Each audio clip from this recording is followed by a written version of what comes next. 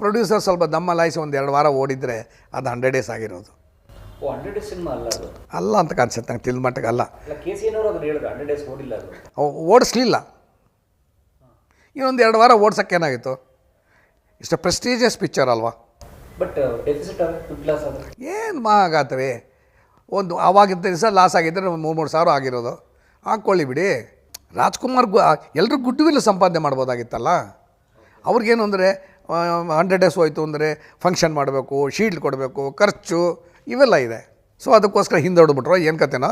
But whatever be said and done, it's ಒಂದು ದೊಡ್ಡ ಕಲಸಲ್ movie ಅದು, ಬಂಗಾರ ಬಬ್ರುವಾಹನ. ಅಷ್ಟು ಚೆನ್ನಾಗಾಯಿತು ಈ ಚಿತ್ರ. ಆಮೇಲೆ ಎಲ್ರಿಗೂ ಹೆಸರು ತಂದು ಕೊಡ್ತು, ಎಲ್ಲ ಮಾಡ್ತು.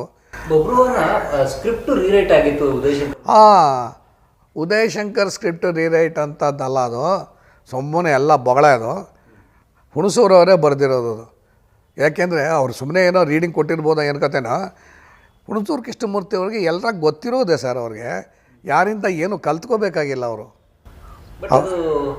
ಈಗ ಮೊದಲು ಜಯಶ್ರೀ ಟಾಕೀಸ್ ಅವ್ರು ಮಾಡಿದ್ರಲ್ಲ, ಅವಾಗಲೂ ಹುಣಸೂರವ್ರ ಡೈರೆಕ್ಟರ್? ಖಂಡಿತ ಹುಣಸೂರವ್ರು ನಾನೇ ಕೆಲಸ ಮಾಡಿದ್ದೀನಲ್ಲ. ನಾನು ಯಾವಾಗಲೂ ನಾನೇ.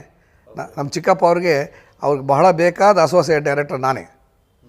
ಒಂದು ಪಿಕ್ಚರಲ್ಲಿ, ಒಂದು ಜಗಮೆಚ್ಚಿದ ಮಗ ಅನ್ನೋ ಪಿಕ್ಚರಲ್ಲಿ ನಾನು ರೆಗ್ಯುಲರಾಗಿ ನಮ್ಮ ಗುರುಗಳ ಹತ್ರ ಕೆಲಸ ಮಾಡ್ತಾಯಿದ್ದೆ.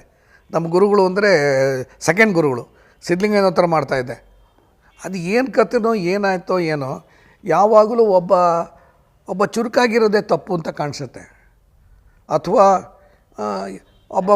ಬುದ್ಧಿವಂತನಾಗಿರೋದೇ, ನಾ ಬುದ್ಧಿವಂತ ಅಂತ ಹೇಳಲ್ಲ, ಬುದ್ಧಿವಂತನಾಗಿರೋದು ತಪ್ಪು, ಚುರುಕಾಗಿರೋದು ತಪ್ಪು, ಎಲ್ಲದಕ್ಕೂ ಮುಂಚೂಣಿಲಿ ಇದ್ದು ಮುಂದೆ ಬರ್ತಾ ಇರ್ತಾನಲ್ಲ ಅವನದು ತಪ್ಪು ಅಂತ ಕಾಣಿಸುತ್ತೆ ನನಗೆ.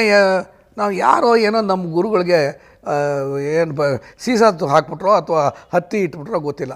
ನಮ್ಮ ಗುರುಗಳಿಗೆ, ಇವ್ರಿಗೆ ಸಿದ್ಧಲಿಂಗಣ್ಣಂಗೆ ಇನ್ಯಾರೋ ಏನು ಕತೆನೋ ಎಲ್ಲದಕ್ಕೂ ಭಾರ್ಗವನೇ ಇದ್ದಾನೆ, ಭಾರ್ಗವ ಇಟ್ಟು ಮಾಡಲಿ, ಅದಕ್ಕೆ ಭಾರ್ಗವನೇ ಬೇಕೇ ಅಂದ್ಬಿಟ್ರು. ಅವ್ರು ಹೇಳಿಬಿಟ್ರು, ಅವ್ರೂ ಒಪ್ಕೊಂಬಿಟ್ರು.